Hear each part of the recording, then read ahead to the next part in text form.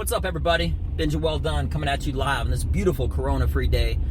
Today is Friday, September the 18th. How are you doing?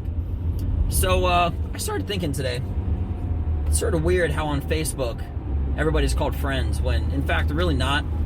I know you could say it's semantics, but the truth is, I have a lot of people. I have more friends on Facebook, as I'm sure as everybody else does, that aren't friends, but I don't like the fact that they still contact me periodically to wish me a good holiday. In my opinion, if you're not on my phone, probably don't want good wishes. That sounds kind of aggressive, and I don't mean that exactly, but here's what I'm getting at.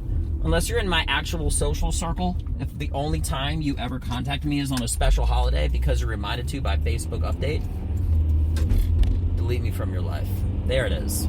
Delete me from your life. I don't need you. That's what's so good about Instagram. Instagram minds your own business, you know?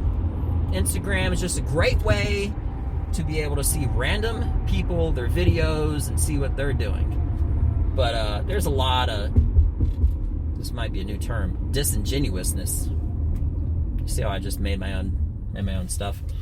Yeah, all the girls got filters and stuff. Even guys use filters now, which is crazy, you know? A guy having a filter is about the one step closer to a dude wearing makeup. I'm just saying. Hey, don't hate me because it's true, you know? I'm nothing against guys that wear makeup. However, what's going on? Okay, what's going on? I don't really know any guys that wear makeup personally. Even gay guys. You might think, oh, that might be a gay thing, gay guys. Maybe, you know? But that might even be to go to like a club or a special event or what. I don't have a clue, you know? But as far as I'm aware, even gay dudes don't even wear makeup. Guys in general, yeah, you don't really see that many guys going into a Hot Topic trying to get some new mascara. Just saying, there's nothing wrong with that. Think about it. They got all-girl stores. You ever heard of Victoria's Secret? You know? I'm not really sure what the equivalent of that would be for a guy. I don't really feel sexy with underwear myself. That's the reason I don't wear any. I'm just messing. I wear underwear. Yeah, we've resulted to that. We've literally talked about not having friends in real life. Me. I've got about 2 of them. I say it as a joke, but it's true. You know? I got people that I know, and people that I consider friends, but very few people that I'm in like close and very, very continuous contact with. You know who you are. One of them is a cop. One of them is a soldier. Actually, they're both soldiers. One's already out. One's still in. I'm not going to put them on this. Okay, who knows? Maybe something I said isn't politically correct. But facts of the matter is that guys don't wear makeup. You know? And if you got a filter while you're doing Instagram, it just seems like you're a liar. I have this joke thing. Actually, I don't want to let it out. But I got this this whole new material actually having to do with makeup. And it's just basically kind of illustrating the differences and facts of how girls will put on makeup if they're going to a special event, but they'll also do it if they're going to get coffee in the morning. See what I'm saying? I guess that means they care, but man, it's sort of a weird thing. You know, a buddy of mine told me something the other day. He said, don't forget your mask. I was getting ready to go out, and we were just talking shit on the phone. And I said, yeah, I always got one in the car. He says, no, your other one. I said, what do you mean? He's just like, don't be too much of a two-face today. Now, even that seems kind of aggressive, okay? But we laughed, and it's kind of a joke that I was saying one day that we were talking about, which is in real life, I feel like everybody kind of wears a mask, you know? I'm getting kind of deep. But here's what I'm getting at. When your boss tells you good morning and you really don't want to talk with them, you say in a pleasing face, because you don't want to be controversial, hey, how are you? When in fact, you don't really want to know how they're doing. And it seems like it's even more aggressive if you're just like, fine, thanks, and you don't return the favor. You don't like ask. You know, that's one of the biggest things that I don't like the most, is when somebody asks me how I'm doing only because they're just waiting to tell me something, you know? And you can usually see it coming. Because the first thing that they'll do, they'll follow up with, They'll be like, oh, I had the craziest weekend last weekend.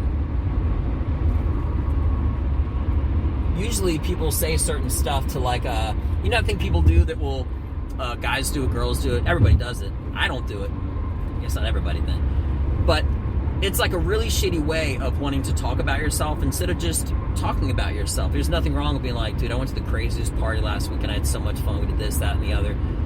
And if you're sharing it and it's something like that, that would somebody maybe want to hear, you're not just being like weird, you know?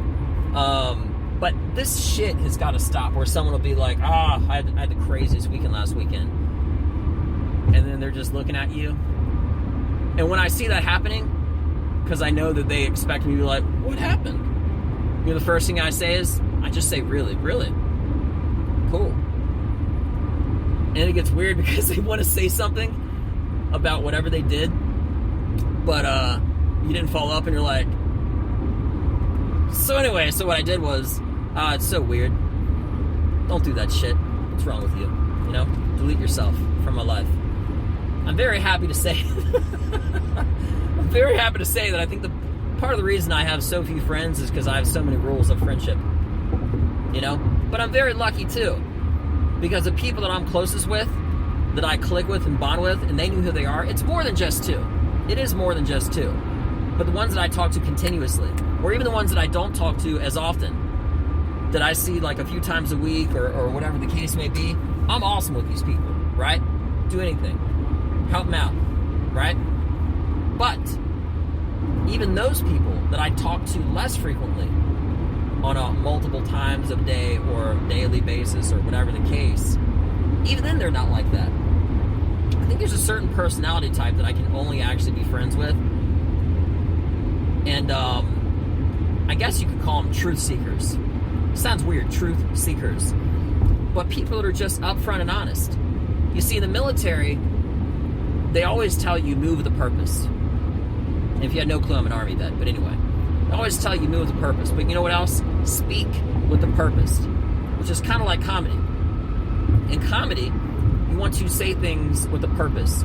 You want to set somebody up in a certain direction to get them maybe thinking in a certain way before you kind of like push them off that cliff, metaphorically speaking that is, for the punchline, and tell them at the very last moment, you know, the end of the joke. Otherwise, they're going to see it coming. You know? Had a point. Not really sure what it is anymore, but that's besides the point. Made another one. Man, you know, actually one time I actually had to, as I was going on a rant, a healthy rant, which is what this is, I actually stopped the video and went back to see what I was working on, what I was just saying, you know? I can't wait to get back on stage. Once I get back on stage, I'll finally be able to get out all these ideas. Closest thing to comedy I've been doing lately is just doing a lot of writing, working on material. I actually did an online show the other day, which it was just to one dude. It was like a friend of mine. I guess he's a friend. Yeah, he's a friend. There you go. Just found it out. But it was cool. It's just a guy on Instagram that I talk a lot of shit with, just joking around.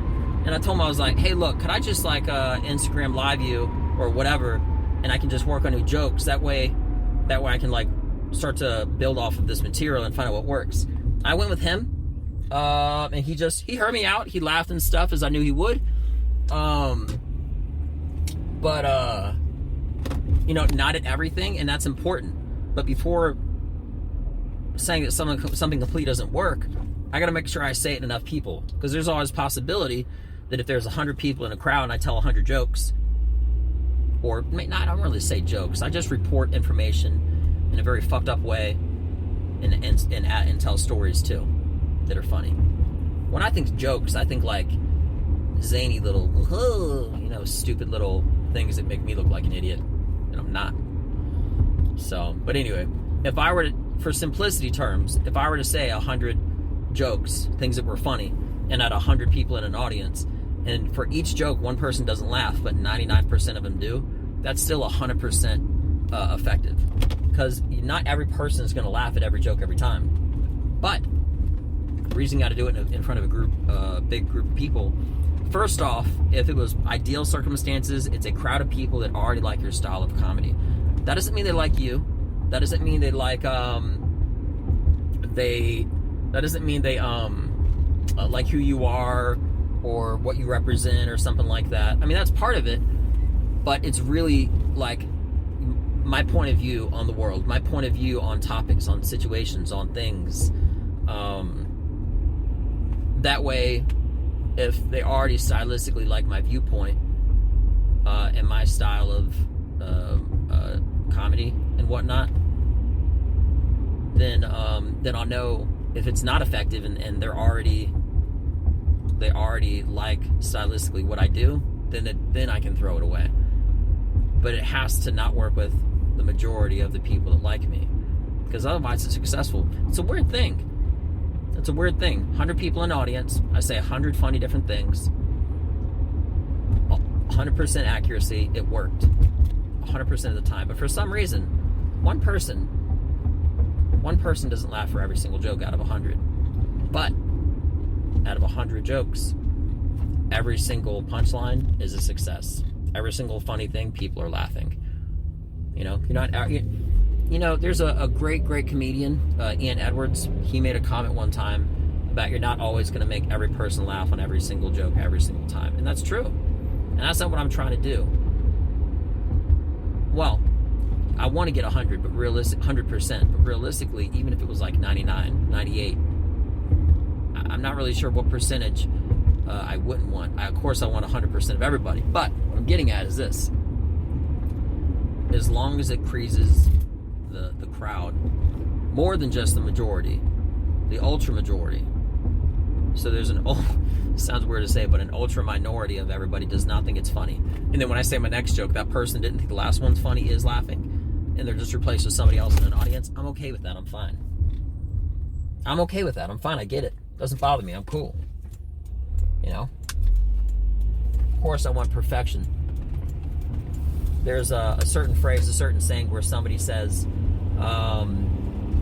if you shoot for the moon and land among the stars, you're still in good company. It's pretty insightful. Oh, yeah. In other words, if you shoot for amazing greatness and then you shoot beyond that, or beyond, if you shoot for beyond amazing greatness, you get greatness. Yeah. It's pretty insightful. So you still get your goal. I guarantee you every shot that Michael Jordan didn't make, he tried to get, obviously. But even though with all of his misses, he's still the greatest ever. Ever. Oh, he's such a pioneer. He's phenomenal. In my opinion, the best of the best ever. The only reason that LeBron, and I'm not a sports guy, stay out of my lane, right? But the only reason these guys are as good as they were, including Kobe, yeah, rest him, and LeBron and all these other people, is because they were inspired by Michael Jordan. And it's the truth. That's part of how inspiration works. People get better based off of prior records. Records get broken. Records get smashed based off of other records. Okay? They say certain things weren't possible until somebody pushed the envelope, and then advance 10 or 15 years from now, and they're way past what they said was a world record 10, 15, 20 years before it. So, maybe there's some supplements into that equation, also known as steroids. Maybe not. But certain sports do not necessarily benefit from steroids. Basketball being one of them. Golf, I don't really think golf is one of them, because it's such a sport involved with technique and the finesse. Certain positions on football, yes, but other sports that have to do more with a skill set and less with force, yeah, it's all technique. So that's one of the things that I love about the jiu-jitsu, is that the truth is that if you're world class and another guy is much stronger and much bigger, it doesn't matter how big or how strong you are. not going to beat me. You're not going to have some guy who's a completely strong, brute, unknowledgeable, random individual overpower me. You could say it's cocky. You could say it's confidence. But it's the truth. That's part of the thing that I love about jiu-jitsu is that when everyone that you train with, your whole purpose is actually, as somebody said earlier today, it's you're assisting in everybody getting better, while at the exact moment progressing yourself, and just being very, very truthful with everything that you're working on. And then once you leave, metaphorically, in all honesty, it relates to life. It relates to you. It relates to whatever you're going on. It's like a 3-dimensional problem-solving exercise, martial art, where once you're done, everything else seems easier. And it's because it is. It helps me in my comedy exponentially. And whatever it is that you do, I highly encourage you that you try jiu-jitsu. Let me know if you try it out. Send me email, Benja, Benja, Welldone, Welldone, @gmail.com. And let me know you tried it, because I'm telling you, it really does make things better. Just understand, when you first start, it's kind of like a bicycle. You do a lot more effort when you're starting compared to once you're already moving. So just keep going. I'm Benja, Welldone. I hope everybody has a beautiful weekend. Take care. See you later. I'm out. Peace.